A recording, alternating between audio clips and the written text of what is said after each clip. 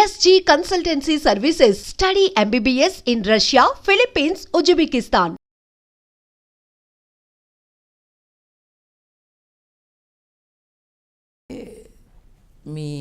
మీ దేశము ఫ్రాన్సు యూకేకి మధ్య ఉన్న సావరెన్ ట్రీటీని ఒక బచ్చా ఇమైగ్రేషన్ ఆఫీసర్ నువ్వు వైలేట్ చేస్తున్నావా నీ దేశం తరపున? I want to talk to your boss, I will take it to the top level అనేటప్పటికీ సారీ చెప్పి కాఫీ తాగుతామని అడిగి పాస్పోర్ట్ ఇచ్చి పంపించాడు అనమాట. ఇవి ఫ్రీక్వెంట్గా జరుగుతాయండి. బార్డర్ కంట్రోల్లో కొంతమంది దే బిహేవ్ బ్యాడ్లీ. ఎందుకంటే ఏంటంట నా దేశాన్ని నేను వెళ్ళిపోతాను ఏంటి, నువ్వు ఇంత నకరాలు చేయాల్సిన అవసరం ఏంటి, ఆఫ్టర్ ఆల్ నువ్వు డిగ్రీ కూడా చేయని వాడివి, నీకు ఒక ఉద్యోగం ఇచ్చి పెట్టారు అక్కడ. You are not strong, the law is strong. దాన్ని వైలేట్ చేద్దామని లేకపోతే ఎదుటివాడు మెత్తగా ఉన్నాడని ఇట్లా మాట్లాడటం అన్నది ఇట్ ఈస్ మై ఎక్స్పీరియన్స్ అండి. I have never let that go. అంటే స్మాల్ మ్యాటరే అది, నేను మెత్తగా మాట్లాడచ్చు, తప్పే ఉంది, but I don't want to do it because the person has exceeded the limits.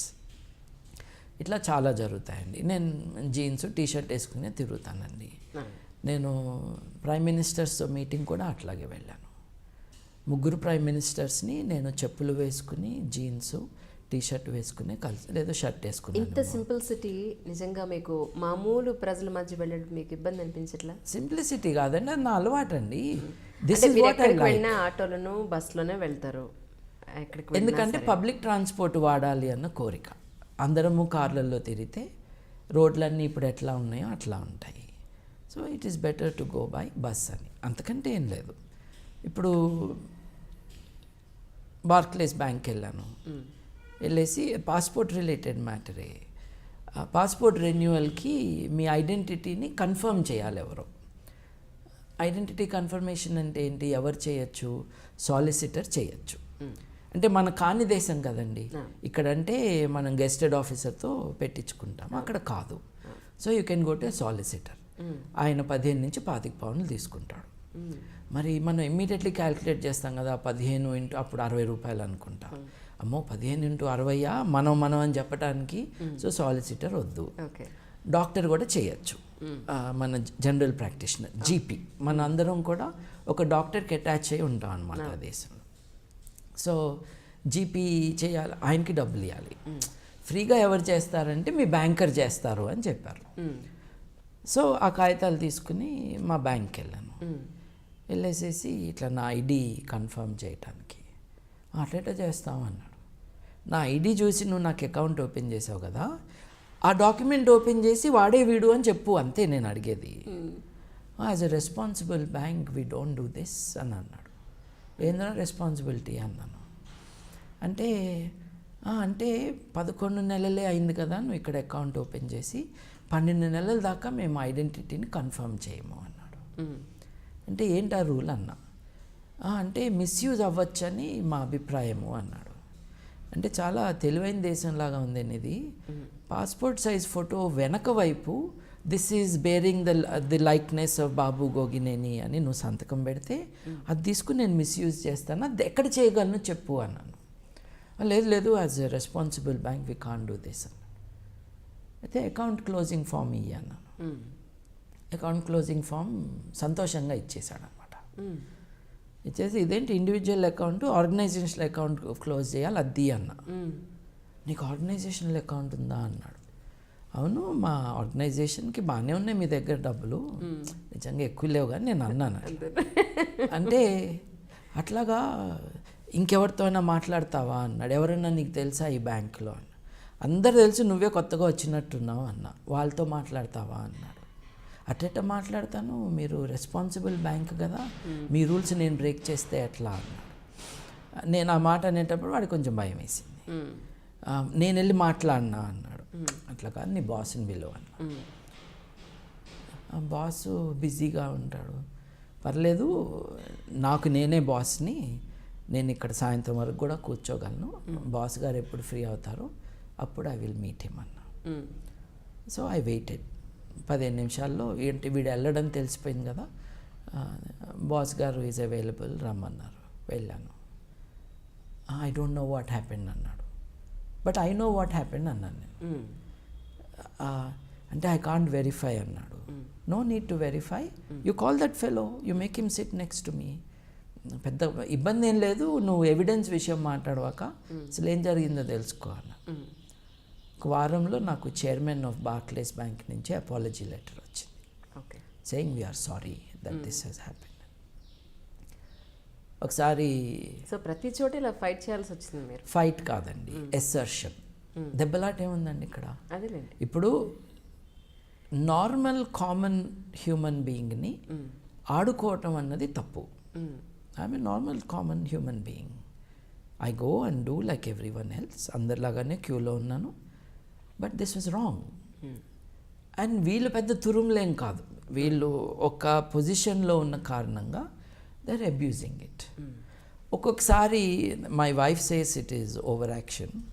నేను ఒకసారి ప్యారిస్ వెళ్ళినప్పుడు ఎవరో రోడ్డు మీద ఒక ప్రదర్శన చేస్తున్నారనమాట. They are explaining how to chop your vegetables, they are selling that. అయితే చాలా బాగా చెప్తున్నారు వాళ్ళు. I recorded that. నేను లాంగ్వేజ్ టీచర్ని కదా, సో రోడ్డు మీద మార్కెటింగ్ ఇట్లా ఉంటుంది ప్యారిస్లో, దాంట్లో వాడే పదాలు ఇవి, వాళ్ళు యూజ్ చేసే ఎక్స్ప్రెషన్ ఇది అని చెప్పడానికి. So I was recording that. ఒక ఆవిడ వచ్చేసి ఇది తప్పు, నువ్వు రికార్డ్ చేయకూడదు అంది. నిన్ను కాదమ్మా నేను చేసేది, ఆయన కదా నువ్వు అనాల్సింది, నువ్వెవరివి అని అన్నాను. కొంచెం మూడ్ ఆఫ్లో ఉన్నాను. Museum of technology and sciences అని ఒకటి ఉందండి. It is really a fascinating exhibition. అది 1500s 1600sలో ఫ్రాన్స్లో ఉన్న టెక్నాలజీ. అప్పుడు 10 గంటల రోజులు ఉండేవి ఫ్రాన్స్లో, అట్లాగే 10 రోజుల వారాలు ఉండేవి. వాటికి అనుగుణంగా క్యాలెండర్లు, calculation. It's a fascinating place. అక్కడికి వెళ్ళామన్నమాట, I and my wife Sahana. వెళ్తే ఇట్లా లోపలికి వెళ్తున్నాము. నా దగ్గర ఒక మంచి కెమెరా ఉన్నదన్నమాట, నాది కాదు ఎవరిదో తీసుకున్నాను నేను. నా మెడలో వేలాడుతుంది. ఆ కెమెరాని చూసి ఎవరో ఒక సెక్యూరిటీ లేడీ వచ్చేసి ఈ కెమెరా నీదేనా అని అడిగింది. అవును నాదే అనేసి ముందుకెళ్తాను. కొంచెం వెలగటం ఒకసారి టైం పడుతుంది. ఒక 10 అడుగులు వేసాక ఏంటంటే నేను వెళ్తూ ఉంటే ఎవరో వచ్చి నీ కెమెరా నీదా అని అడిగారా. ఏంటి కదా అని మళ్ళీ వెనక్కి వెళ్ళాం.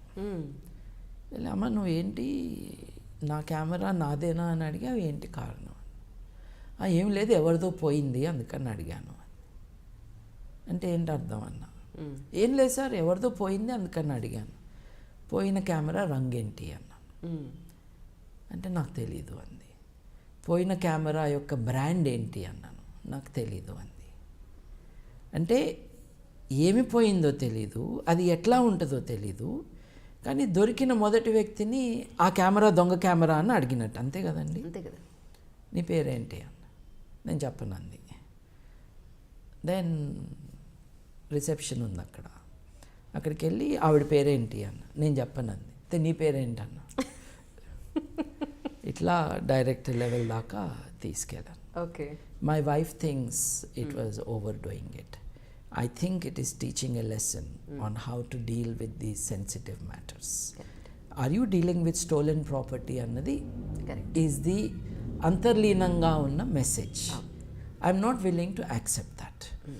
అది అదంతా అయిపోయింది. But the museum is important కదా. ఇదేదో ఇన్సల్ట్ జరిగిందని. సో మ్యూజియం చూడటానికి మళ్ళీ వెళ్తుంటే లిఫ్ట్లో ఆవిడే కనిపించింది మళ్ళీ. ఏమ్మా నీ పేరు చెప్పలేదన్న. పాపం ఏడ్ చేసిందండి ఆవిడ. నేను అట్లాంటి దాన్ని కాదు నేను అదంటే సరేలే ఐ విల్ నాట్ కంప్లైన్ అని ఆవిడ ముందే పేపర్ చింపేశాను, కంప్లైంట్ పేపర్. ఓకే. అంత చెడ్డని కాదు చూడండి, ఆవిడ ఏడవంగానే చింపేశాను. అలాగే సార్ శాంభవి విషయంలో కూడా మీరు ఆ రోజు మీ గొంతు కంటే మీ వాయిస్కి భయపడే ఇష్యూ అంతా ఆగింది అనిపిస్తుంది. మిగతా వాళ్ళు ఎవరు అంతగా మాట్లాడలేదు ఆ రోజున కదా సార్.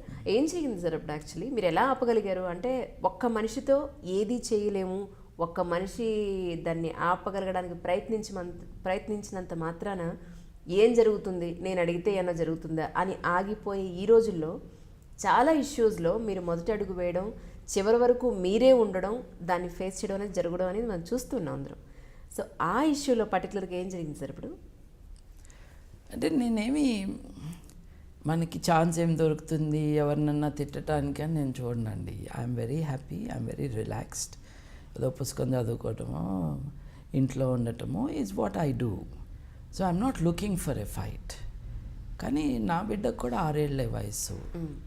6 ఏళ్ల పాపని టీవీల్లో చూపిస్తున్నారు, అద్భుతమైన శక్తులు ఉన్నాయి అంటున్నారు, టిబెట్ ఎప్పుడు లిబరేట్ అవుతుందో చెప్పిస్తున్నారు, చైనా ఎప్పుడు నాశనం అయిపోతుందో చెప్పిస్తున్నారు, అక్కడేదో విగ్రహం ఉందంటున్నారు, శక్తులు ఉన్నాయి అంటున్నారు, నేను దలైలామాతో టెలిపతితో మాట్లాడుతున్నాను అంటున్నారు.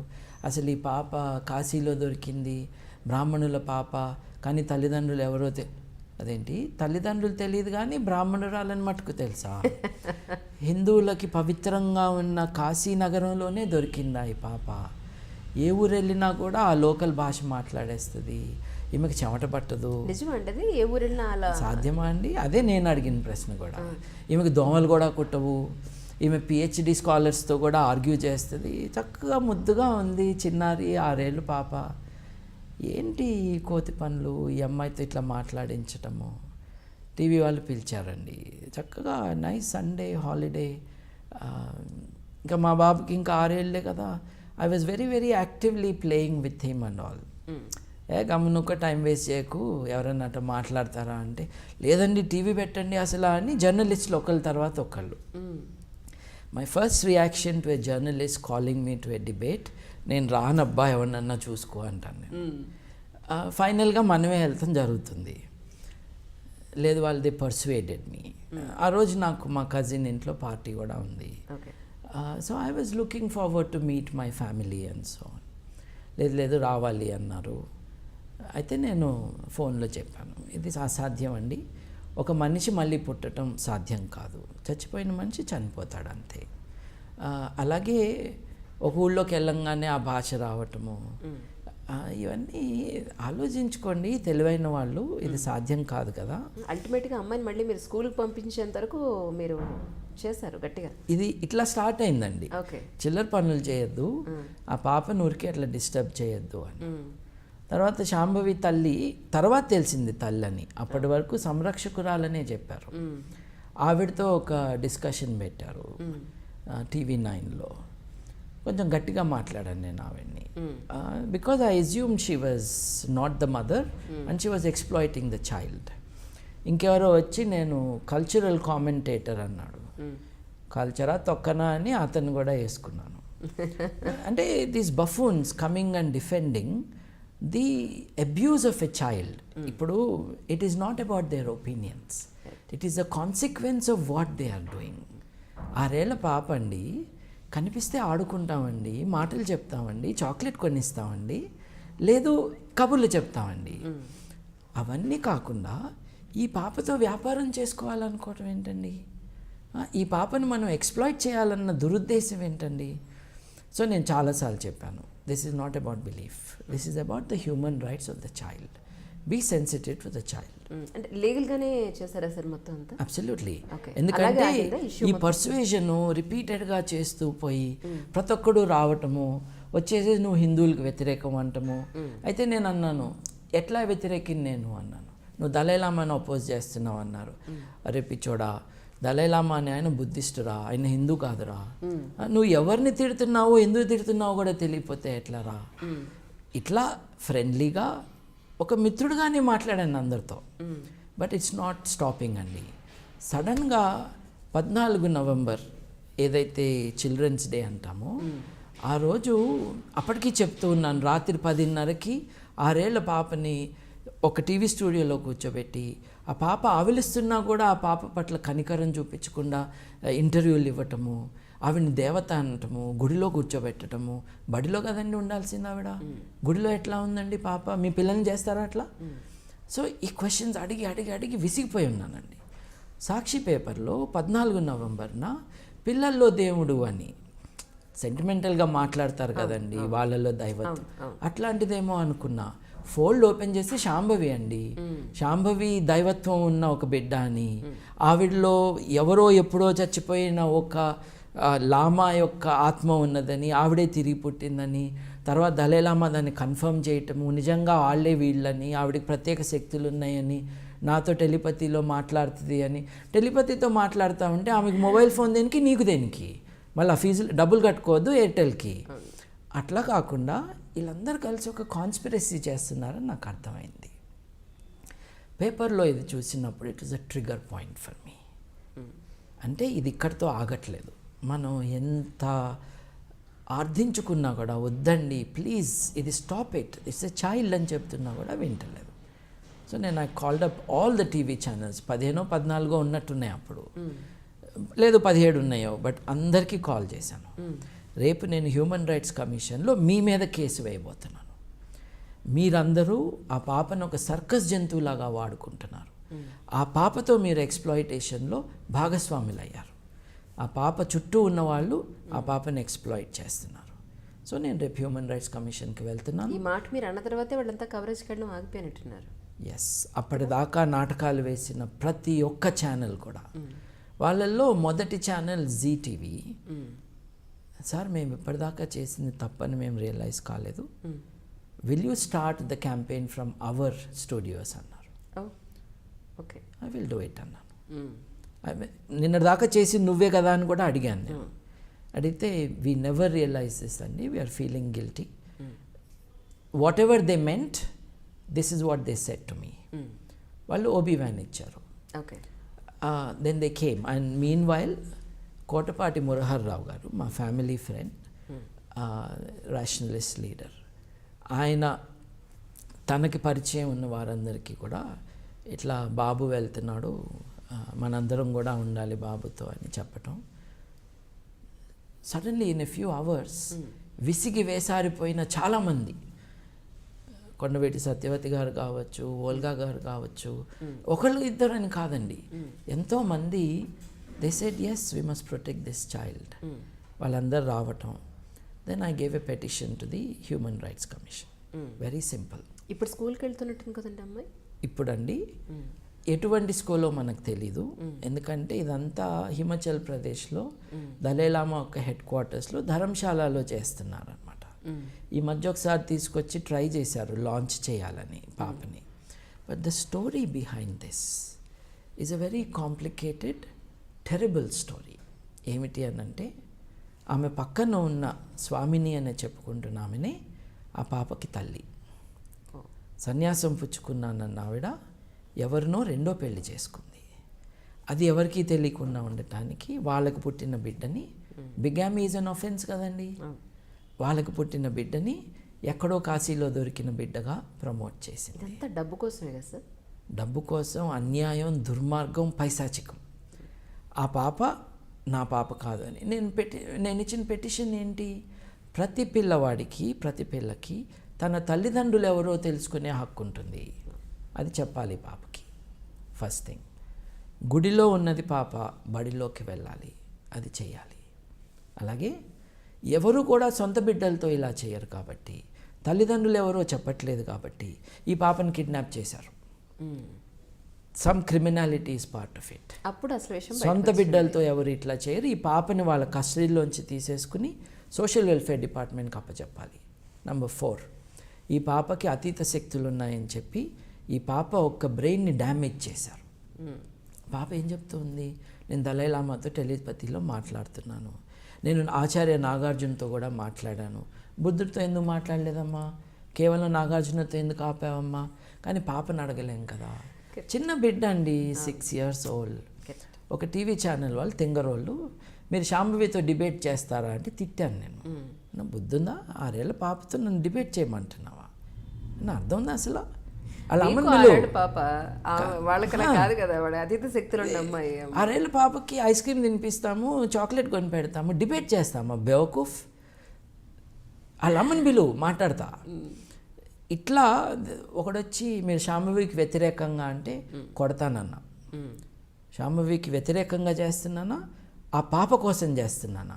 ఆ మాత్రం బుద్ధి లేదు నీకు, నువ్వు జర్నలిజంలో ఉన్నావు అని తిట్టాను అతన్ని. అంటే ఒక వ్యక్తి యొక్క హక్కులని హరించి వేస్తూ ఉన్నప్పుడు అది జరుగుతుంది అని కూడా ఎవరికి స్పృహ లేకపోవటం. చూడండి, నేను ఈ క్యాలిక్యులేషన్ ఇంతకుముందు కూడా వేసాను. 9 కోట్ల మంది తెలుగు వాళ్ళు ఉన్నారండి. వాళ్ళల్లో సగం మంది టీవీ చూస్తున్నారు అనుకుందాం. వాళ్ళల్లో 10వ వంతు ఈ తమాషా చూస్తున్నారు అనుకుందాం. రాత్రి 11:30కి 10:30కి టీవీలో చూపిస్తున్నారంటే చూస్తున్నారని తెలుసు కాబట్టి ఈ పెద్ద ఛానల్స్ అన్నీ కూడా.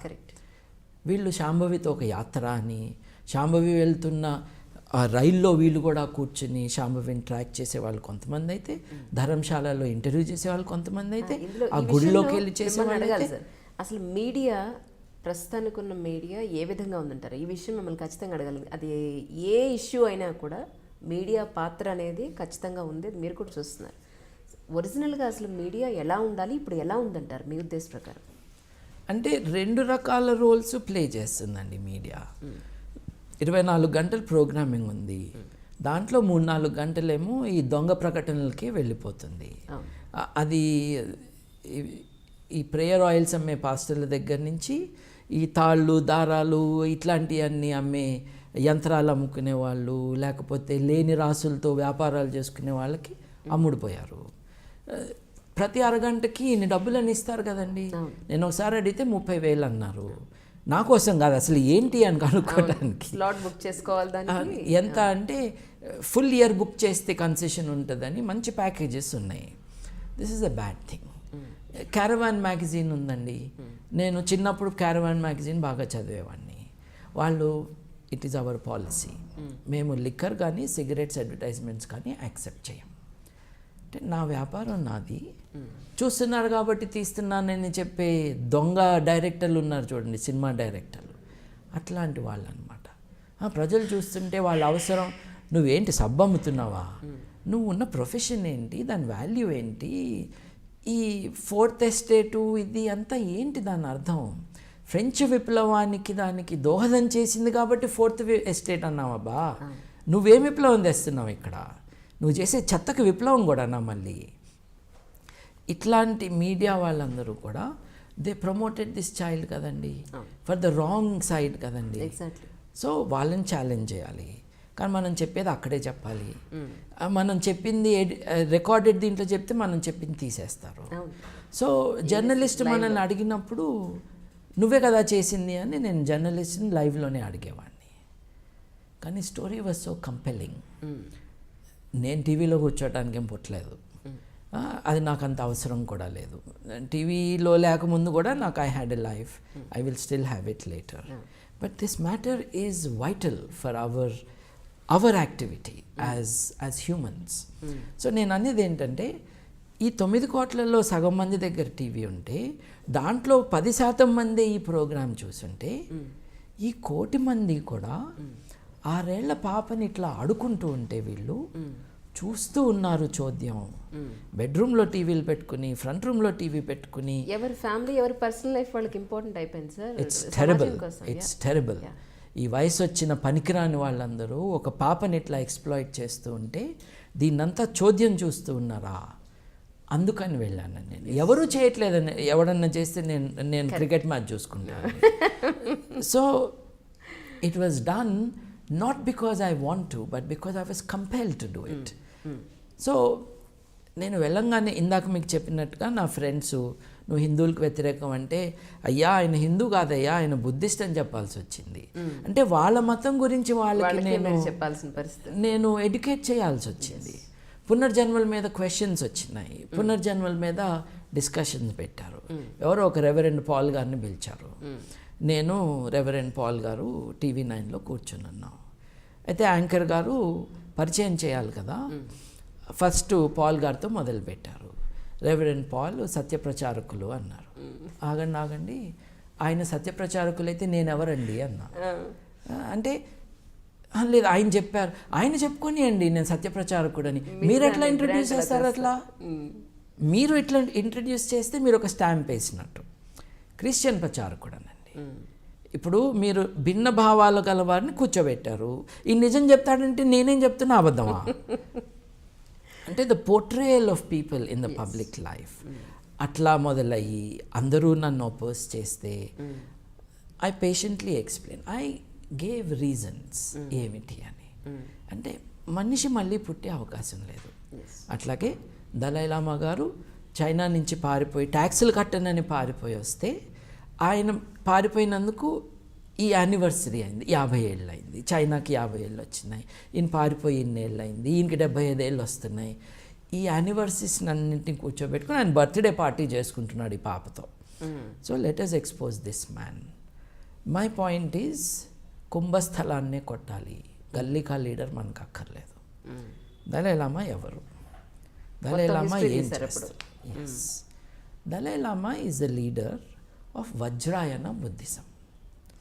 దలైలామా లాంటి ఆ పర్సన్ని మీరు ఒక్కరు ఎలా ఎదుర్కోగలిగారు అనేది నా question. The force of human rights, the moral force of human rights, nothing else. Dalai Lama అయితే ఏంటి, ఆయన చంకలో నోబెల్ ప్రైజ్ పెట్టుకుని తిరిగితే నాకేంటి?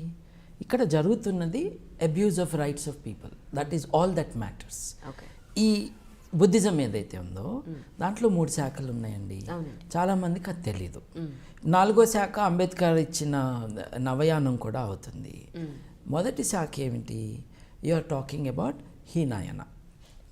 హీనాయన తర్వాత దాని ఎలా చెప్పాలి అనంటే మహాయానం వచ్చి తనే సుపీరియర్ అని చెప్పి అప్పటిదాకా ఉన్న భావాల్ని హీనాయానం చేసింది. ఇది మహా, ఇది హీనాయానం. ఇవి కాకుండా మౌంటైన్ బుద్ధిజం ఏదైతే ఉందో, ఈ కొండల్లో ఏదైతే ఉందో, దట్ ఈజ్ వజ్రాయన బుద్ధిజం. వీటన్నిటికంటే సుపీరియర్ అంబేద్కర్ గారి నవయానం. But that is a recent innovation. వజ్రాయనం అన్నది కొండల్లో ఉన్న బుద్ధిజం. అది అక్కడ లోకల్ తంత్ర, మిస్టిక్ ఐడియాస్, రిచువల్స్ వాటితో అంతా పెన వేసుకుని ఉన్న ఒక philosophy of living and prayer and ritual and so on.